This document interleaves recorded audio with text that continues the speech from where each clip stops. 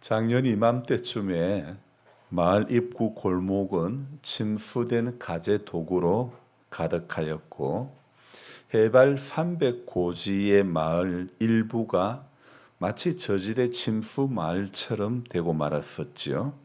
다행히 올해는 그런 어려움이 반복되지 않아서 감사합니다. 이번에 내리는 비는 그래도 얌전한 비라고 말씀드릴 수 있습니다. 정말이지 작년에 내렸던 비와 같았더라면 생각만 해도 끔찍합니다. 새벽 2시에 저는 마을 의용 소방대장의 호출을 받고 막혔던 길을 이렇게 뚫어달라고 부탁을 받고 그렇게 한밤중에 도로에 나가서 트랙터로 길을 채웠던 기억이 아직도 생생합니다. 그때 그 부름은 귀찮은 부름이 아니라 쓰임받는 부름이라고 생각되어서 참 감사했었지요. 교회 안에서만 쓰임받는 목사이기보다 마을 속에서 뭔가 그래도 의미를 감당하는 사람이 된 것이 제가 감사했던 이유였지요. 정말 작년에 내렸던 비는 그 세력이 정말 대단했었습니다. 이번에 장마 비는요, 사실 긴급 재난 문자는 계속 날라오고 오늘 새벽에도 보니까 긴급 재난 문자가 왔어도 창세기의 시계가 가리키는 비와는 상대가 되지 않았던 거죠. 천지 창조와 사람이 만들어지는 과정, 그리고 사람이 범죄하는 과정, 그리고 사장에서 첫 부부가 낳은 아이들의 제사와 인류 최초의 살인 사건, 그리고 5장에서는 아담의 계보. 여기까지만 해도 순탄한 그런 진행 과정으로 이렇게 창세기다운 전개로 보입니다.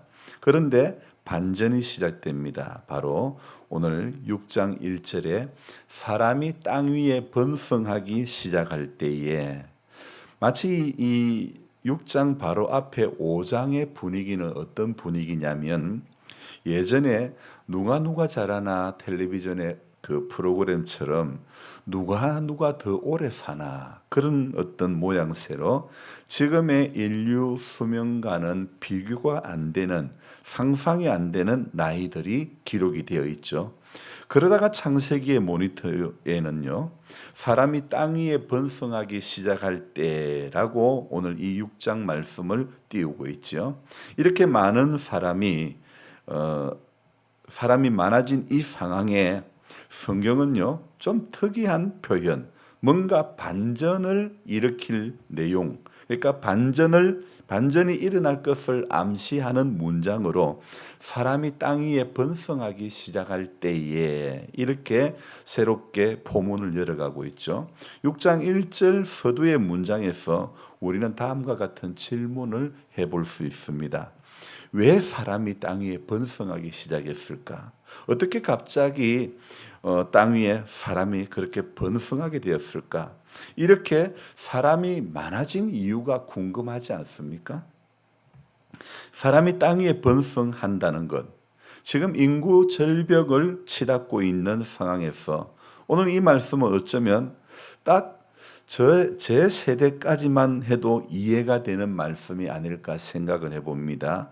소위 저희 아들 세대, MZ 세대의 사람들은 그때 사람들은 미련했나 봐. 심하게 말하면 그 시절에는 뭐 동물 농장이었나 봐. 왜 그렇게 많이 나왔어? 이렇게 표현할 수도 있겠죠. 저는 형제간이 6남매로 자라왔기 때문에 그래도 사람이 땅 위에 번성하기 시작할 때라는 이 말이 조금 이해가 되지만 시대가 달라지면서 사람들의 이해도 특히 성경 말씀에 대한 이해도도 달라지는 것 같습니다. 경험치를 의존하기 쉬운 인간들이 캐논의 말씀, 정경의 말씀인 성경, 쉬운 말로 표현을 한다면 기준이 되는 성경, 잣대가 되는 성경의 말씀을 온전히 이해한다는 것이 어렵다는 겁니다. 뭐로요? 경험치를 의존하기 쉬운 인간들이 이 잣대가 되는 말씀을 의지한다는 것은 쉽지가 않다는 거죠. 하지만 우리는 예수님의 약속대로 우리 안에 내주하시는 성령 하나님에 의해 기록된 말씀인 성경이 내 안에 꿈틀거리는 성경으로 역사하게 되는 것입니다. 그래서 오늘 6장 1절에 사람이 땅 위에 번성하기 시작할 때, 여러분 오늘 이 말씀을 보면요, 사람이 이미 땅 위에 번성했다가 하는 말씀이 아니고 번성하기 시작할 때 이 이야기죠. 그러니까 새로운 반전을 제시하는 그런 문장으로 우리는 볼 수가 있는데, 성경 말씀은요 언제나 성경 말씀으로 해석을 하는 것이 정답이므로 이 번성의 시작을 창세기 1장으로 우리는 돌아가 보아야 되는 것입니다. 그래서 창세기 1장으로 돌아가서 해석을 해보는 것이 정확한 답이라고 생각되어집니다. 우리가 익히 들어서 알고 있는 창세기 1장의 유명한 말씀이 바로 1장 28절의 말씀입니다. 하나님께서는 천지 창조를 다 마친 후에 하나님께서 사람을 만드시고 말씀하시기를 생육하고, 그 다음에 뭐죠? 번성하고, 그 다음에 뭐예요? 정복하고 충만하고, 그 다음에 정복하고 다스리라는 그 말씀, 바로 1장 28절의 말씀에서 나온 결과물이 아닐까 생각해 볼 수 있습니다. 창세기가 가리키고 있는 또 하나의 모니터에는 인류는 바로 생육과 번성과 충만, 정복, 다스림이라는 이 5개의 키워드를 창세기는 띄우고 있죠. 창세기 5장에 기록된 수많은 이름들, 흔히 아담의 계보라고 말하는 이 5장도 자세히 들여다보면 여기 열거된 많은 이름이 진짜 아담의 계보를 말하기 위함인지 아니면 이 사람의 수명을 말하기 위함인지 알쏭달쏭하지요.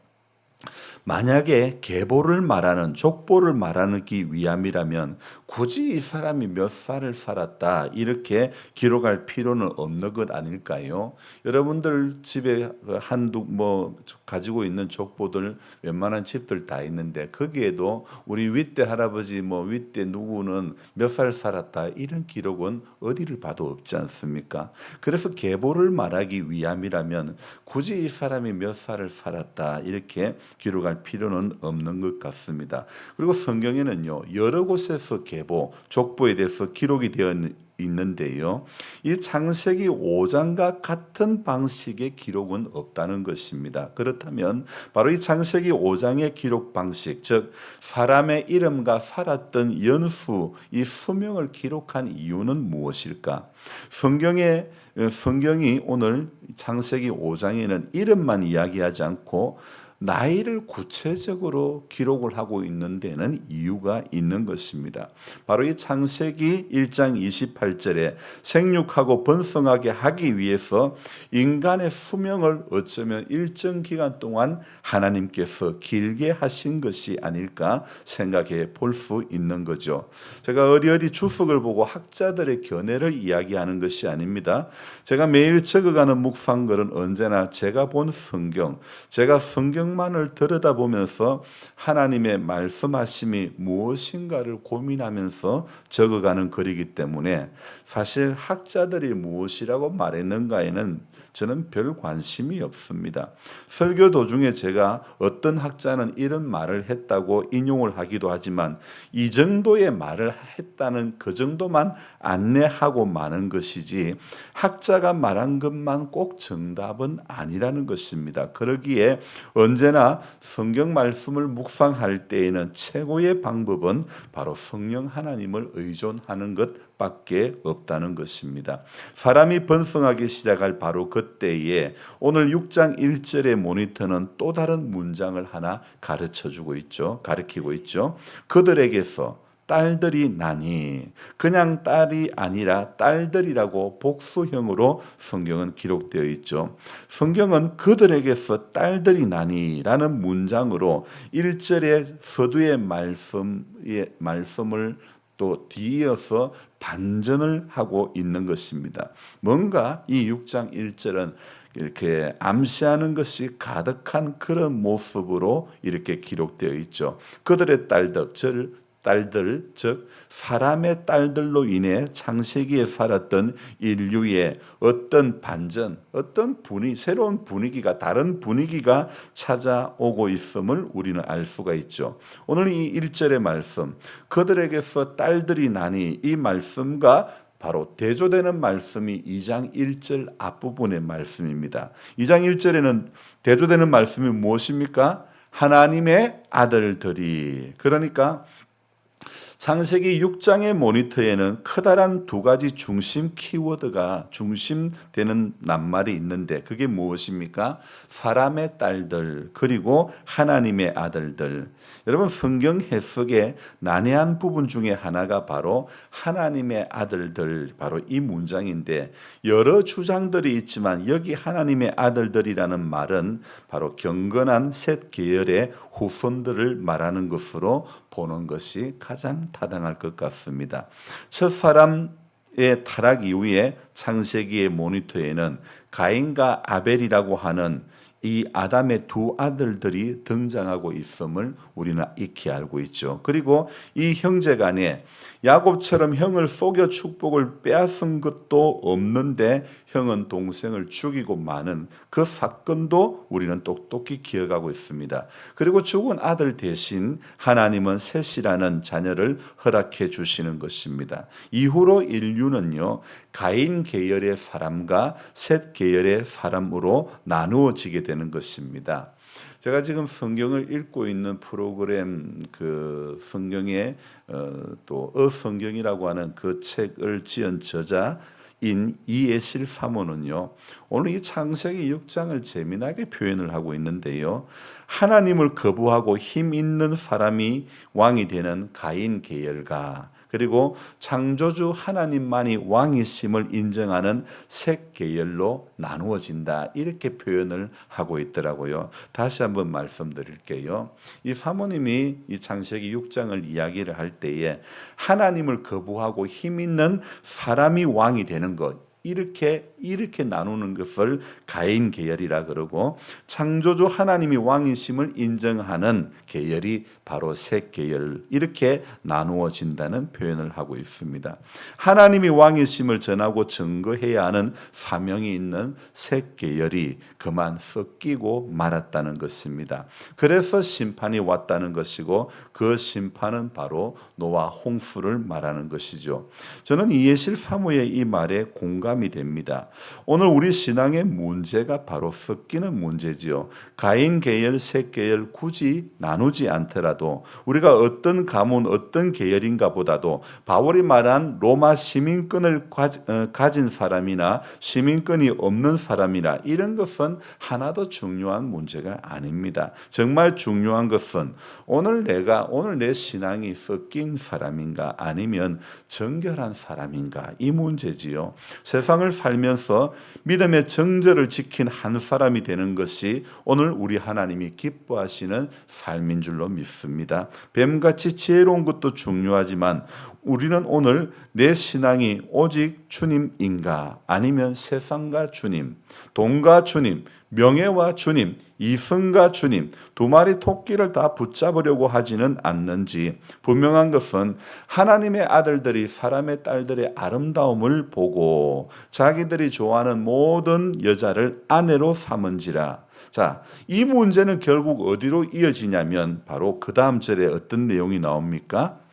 3절 끝에 하나님의 아들들이 사람의 딸들의 아름다움을 보고 자기 아내로 삼았을 때 이것으로 인한 그 결과는 3절 끝에 그들의 날은 120년이 되리라. 바로 앞에 5장에서 인간의 수명이 900살, 800살, 777살 이렇게 나오다가 오늘 6장 3절에서는 그들의 수명은 120세라, 120년이 되게 하리라 이렇게 이야기를 하고 있지 않습니까?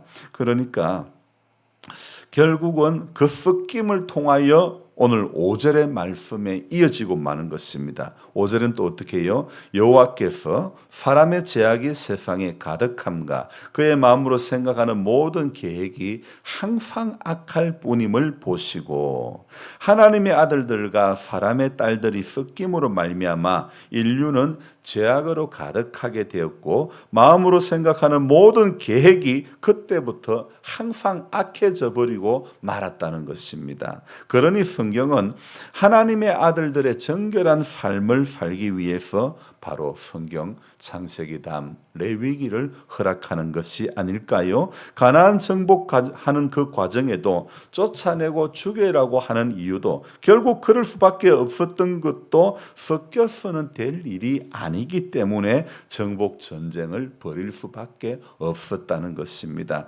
오늘도 우리는 영적 정복 전쟁 중에 있는 사람이다. 이 사실을 기억해야 되는 것입니다. 내 신앙이 내 삶이 섞이지 않는 순수한 신앙이 되기를 오늘도 소망하며 기도하는 것으로 이 하루를 출발해야 될 줄로 믿습니다. 그래서 오늘 저와 여러분들이 하나님 앞에 서는 그날까지 순수하고 정결한 신앙, 다윗이 범죄했을 때 시편 51편에서 정결한 마음을 내 안에 허락해달라고 했던 그 기도, 오늘 우리의 기도가 되어져야 될 줄로 믿습니다. 기도하겠습니다. 좋으신 하나님 아버지, 태초에 인류가 하나님의 말씀에서 벗어나서 말씀이 지시하고 말씀이 가르치고 있는 방향대로 살지 못하고 그만 하나님의 아들들이 사람들의 딸들의 아름다움을 보고 자기가 좋아하는 모든 여자를 아내로 삼고 말았고 그 결과 인류의 수명은 120년으로 줄어들고 말았고 인류의 모든 생각은 항상 악한 것밖에 없었다고 이야기합니다. 하나님, 오늘을 살아가고 있는 우리 이 시대에도 사람의 생각에는 선한 것이 없습니다. 하나님 말씀처럼 정말 악한 것밖에 없습니다. 시대가 얼마나 악해져 가고 시대가 얼마나 정신없이 흘러가고 있는지 모릅니다. 이 시대에 이러한 시대의 믿음의 사람들은 오늘 섞이는 세상과 섞이는 구별됨이 없이 섞여버리는 신앙은 넘어지고 만다는 것을 성경은 우리에게 알려주고 있습니다. 하나님, 언제나 성경의 가르침을 따라 살아가는 것이 지혜로운 인생이 되는 줄로 믿습니다. 정말 잣대가 되는 말씀, 기준이 되는 이 말씀을 오늘도 붙잡고 삶의 방식이 경험치가 아니기를 원합니다. 수많은 경험이 있고 수많은 지식이 있어도 우리가 살아가는 방법은 하늘의 방법이 되어야 될 줄로 믿습니다. 하나님, 우리는 그렇지만 종종 우리가 중대한 결정을 할 때에는 우리 경험이 앞서고 우리 생각이 앞서고 우리 지식이 앞설 때가 얼마나 많은지 모릅니다. 분명히 우리 안에서 난 것은 선한 것이 하나도 없음을 인정하고 하나님이 우리 속에 주시는 그 마음, 성령님께서 우리에게 알려주시는 그 생각에 우리 모두가 붙들린 바 되게 해 주시기를 원합니다. 오늘도 이제 살아보지 않았던 또 7월 8일 하루를 시작합니다. 어떤 사건을 만나고 어떤 어려움이 있고 어떤 문제, 어떤 답답한 상황이 다가올지도 모릅니다. 하지만 믿음으로 사는 자는 하늘 위로 받게 된다는 말씀을 우리가 찬송의 가사를 기억하면서 믿음으로 사는 자가 되어서 하나님, 하늘 위로가 가득한 인생이 되도록 도와주시옵소서. 육의 약함 가운데 있는 분들을 불쌍히 여겨주시고 주님, 치료하는 모든 과정 속에서 선하신 하나님의 손길이 경험되어지는 은혜가 있게 해 주시옵소서. 약한 가운데서도 소망의 주님만 바라보고 끝까지 기도하며 이길 수 있는 자들이 다 될 수 있도록 도와주시옵소서. 비가 오는 여정 가운데 계속 있습니다. 이 비로 인해서 말에 피해보는 가정이 생기지 않도록 주님 도와주시기를 간절히 바라옵고 원하며 존귀하신 예수님의 이름으로 감사하며 기도드리옵나이다. 아멘. 간절한 마음으로 주여 부르고 기도합니다. 주여, 주여, 주여. 아버지, 존귀하신 아버지 하나님을 찬양하며